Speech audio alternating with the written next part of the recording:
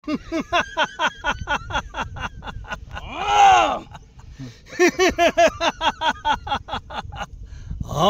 হক দগ্ধ স্বৰ্ণলঙ্কামূৰ।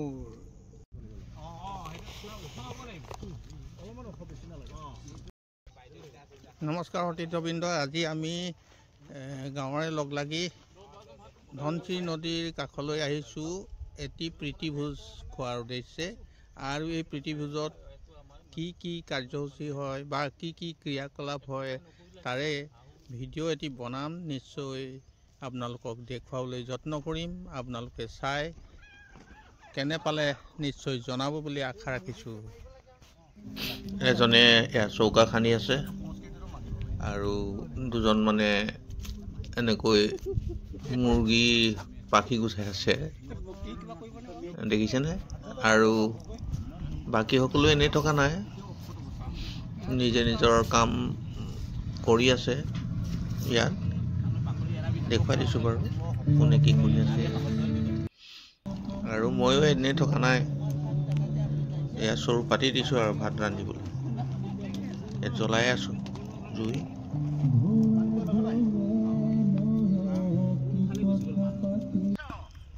এই যে সিবাৰ যে আমি আহিছিলোঁ, আমি এতিয়া ব্ৰেকফাষ্ট খাই আছোঁ। এইয়া মানুহজনে দিলে নহয় আকৌ এটা চন্দ্ৰ লগাই।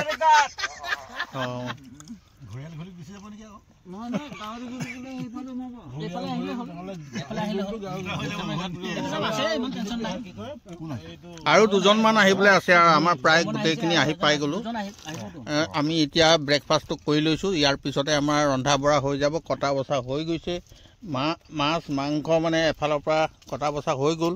ধনশিৰি পাৰলৈ আহিলোঁ আৰু ইয়াত আমি এই বছৰটোৰ শেষৰ ফালে এটি প্ৰীতিভোজ খাম বুলি আমি ইয়াতে সমবেত হৈছোঁ। পাছত আৰু দেখুৱাই আছোঁ কোনে কি কয়, কোনে কি গায়, এইবোৰ দেখুৱাই দিম বাৰু। চাই থাকিব প্ৰথমৰ পৰা শেষলৈকে, তেতিয়াহে গম পাব। এতিয়া আমি সকলোৱে এই প্ৰীতিভোজত বহি এনেকৈ ভাত বাঢ়ি লোৱা হৈছে। গ্ৰহণ কৰা নাই যদিও কিছুমানে আনন্দতে এনেকৈ গোৱা দেখিছেনে বাৰু? পিকনিক খোৱাৰ অৰ্থ নিশ্চয় এনেকৈয়ে হ'ব লাগে। আনন্দ ফূৰ্তিৰে দিনবোৰ পাৰ কৰিব লাগে। আৰু আজিৰ দিনটো বিশেষ দিন। আমি এই প্ৰীতিভোজেৰে এনেকৈ আমাৰ বিগত দিনবোৰ পাৰ কৰাৰ উদ্দেশ্যেৰে কৰে আমি ইয়াত উপস্থিত হৈছোঁ আৰু লগে ভাগে এসাঁজ খোৱাৰ অৰ্থে ইয়াতে আমি সমবেত হৈছোঁ।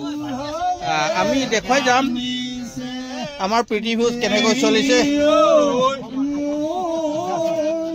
আৰু আপোনালোকে নিশ্চয় অলপ পাছতে ভাওনাৰ বচন শুনিবলৈ পাব, বিহু গীত শুনিবলৈ পাব, আৰু তেনেকৈয়ে আৰু কি কি আছে নিশ্চয় শুনিবলৈ পাব। আপোনালোকক দেখুৱাই যাম, নিশ্চয় আপোনালোকে চাই যাব, যাতে মাজতে ভিডিঅ'টো বন্ধ কৰি নিদিয়ে। আজি আমাৰ প্ৰীতিভোজ বৰ্তমান অন্ত হৈ গৈছে আৰু শেষত আমি এটা মানে ফটো লোৱাৰ ছেশ্যন পাতিছোঁ। আৰু কোনে কোনে আছে ইয়াতে আপোনাক দেখুৱাই লৈছোঁ প্ৰথমতে, তাৰপিছতে এটা ফটো ল'ম, তাৰপিছতে ময়ো লগতে উঠিম বাৰু। প্ৰথমতে ফটো এটা লৈ লওঁ। দেখুৱাই আছোঁ আজি প্ৰীতিভোজত কোনসকল আছিলে। এয়া ফটোততো দেখি পাবই, তাৰ বাহিৰেও আৰু কোনে কোনে কি ড্ৰেছত আছে, কোনে কোনে কি কি কৰিলে নিশ্চয় ভিডিঅ'টোত গম পাবই। আৰু কোনে কোনে আছে অকণমান দেখুৱাই লৈছোঁ। হয়তো আপোনালোকে দেখি পালে বহুতকে চিনি পাব পাৰে। চিনি পালে আপোনালোকে নিশ্চয় কমেণ্ট কৰিব বুলি আশা ৰাখিছোঁ। হয়, কৈছে যে আপোনালোকে লগে লগে ভিডিঅ'টো চায়ে কমেণ্ট দিব, আপোনালোকৰ ৰিয়েকশ্যন দিব, ট্ৰল নকৰিব, পলম নকৰিব। মানে খোৱা বোৱাটো হৈ গ'ল, এতিয়া কাৰোবাৰ মুখত কিবা কিবি গীত মাত ওলাই নেকি ক'ব বিচাৰিছোঁ। কোনে যদি কোনোবাই কিবা এটা গাই দিলে আৰম্ভ হৈয়ে যাব বাৰু। আচ্ছা, মই প্ৰথমতে বৰাদা এই বচন এটা কৈ দিয়ক, থিয় হয় বচন এটা, ৰাৱণৰ বচন এটা কৈ দিয়ক। বহিয়ে কওক লাগিলে। এয়া আমাৰ প্ৰবীণ বৰা দেৱ, তেখেতে যথেষ্ট মানে আমাৰ বয়সস্থ লোক হয় আৰু তাৰ বাহিৰেও আপোনালোকে গম পাব যে তেখেতে যথেষ্ট মানে অভিজ্ঞ আমাৰ ভাওনাত, আৰু ভাওনাত বহু বচন গাই বহুতকে মুগ্ধ কৰিব পৰা তেখেতৰ বচন। আৰু সেয়া আমি কেনেকৈ প্ৰমাণ কৰিম বাৰু? তেখেতে যদি কৈ নিদিয়ে আমি ক'লেহে গম পাম। গতিকে তেখেতৰ মুখলৈ চাই আগবঢ়াই দিছোঁ কেমেৰাটো। কওকচোন বৰাদা।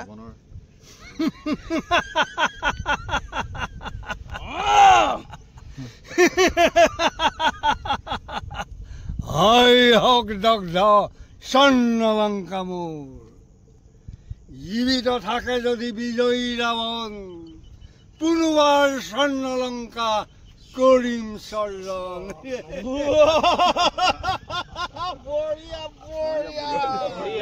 আচ্ছা, বচনটো নিশ্চয় শুনিলে। বিহুগীত এফাঁকিও আমি শুনিব বিচাৰিছোঁ। আমাৰ টংকেশ্বৰ শইকীয়াদেৱ আছে ইয়াতে বহি, তেখেতে থিয় হৈ নিশ্চয় এটি আমাক বিহুগীত শুনোৱা বুলি আশা ৰাখিছোঁ। আপোনালোকেও শুনকচোন তেখেতৰ মুখেৰে এটি বিহুগীত। আগন্তুক বহাগৰ বিহুৰে কলিমা ভোগালী আহি, আমি হবে মিলি পিটি ভোজ পাতি, নেথাকি কেনয় কৈ থাকো। লগতে যাত নাম এটি দিয়ক। ৰৈ ৰৈ আহিলে অসমৰ বিহুতি, অসমৰ বিহুতি, মোৰে বান্ধৈ ভোগালী পালেহি, ভোগালী পালেহি।